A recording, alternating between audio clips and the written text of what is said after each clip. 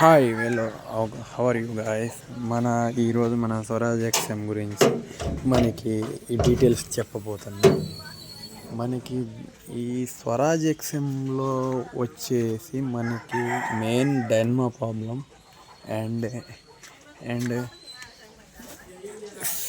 Self motor problem అనేది ఎక్కువ వస్తుంది.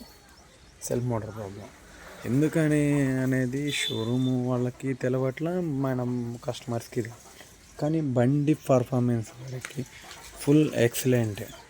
ఇది side gear and reverse PTO, I gear and double clutch బండి ఇది.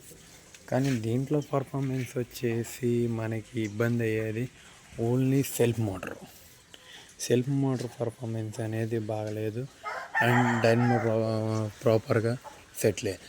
ఈ బండే కాదు, ఇన్ కేస్ ఇంత ముందు వచ్చిన బండ్లు కూడా ఈ డైనమో ప్రాబ్లం ఎక్కువ వస్తుంది. డైనమో ప్రాబ్లం బాగా వస్తుంది. కానీ బండి పర్ఫార్మెన్స్ వరకు ఎక్సలెంట్గా ఉంది. కానీ ఈ సెల్ఫ్ మోటార్ ఎవరికన్నా తెలిస్తే కొంచెం మాకు ఇన్ఫర్మేషన్ అనేది ఇవ్వండి, మేము దాన్ని ఎంకరేజ్ చేసుకుంటాం. అండ్ మీకు ఇది మహీంద్రా వాళ్ళ ఇంజను 475 ఇంజను. గేర్ బాక్స్ వచ్చేసి 742 గేర్ బాక్స్. మనకి గేర్ బాక్స్ వచ్చేసి లిఫ్టింగ్ కెపాసిటీ కూడా 742 gear box lifting capacity. 42 HP బండి ఇది. మనకి ఇన్కేస్ ఇంతకుముందు రేడియేటర్ మనకి జాయిగా ఉండేది, ఇప్పుడు ఏంటంటే బానట్లు ఇలా ఇస్తుండవు, సింగిల్ బానట్ టైప్.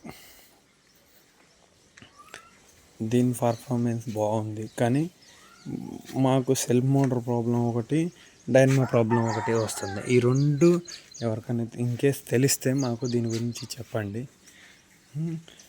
మనకి లిఫ్టింగ్ మనకి సోనాలిక 745 DI 45 HP బండి ఉంది, ఇది 42 HP బండి. ఇది ఎలా పర్ఫార్మెన్స్ ఇస్తుందో అది అలానే పర్ఫార్మెన్స్. డీజిల్ మెయింటెనెన్స్కి వచ్చేసరికి మనకి ఇది తక్కువ వస్తుంది, అది ఎక్కువ వస్తుంది. అది ఎక్కువ తాగుతుంది, ఇది తక్కువ తాగుతుంది. కానీ పీకుడు అనేది రెండు బండ్లు యావరేజ్ని ఉన్నాయి. ఆ బండికి ఈ బండికి డిఫరెన్స్ అనేది లేదు. 45కి 43కి ఏమీ డిఫరెన్స్ లేదు. మన బండ్లతోనే నేను కంపేర్ చేసి చూసుకున్నా గాయస్. ఎవరన్నా ఇన్కేస్ మీరు ఏరే బండ్లతో ఏదన్నా కంపేర్ చేసి ఈ బండి ఆ బండి కంపేర్ చేసుకొని చూస్తే నాకు కామెంట్లో పెట్టండి. Thank you guys.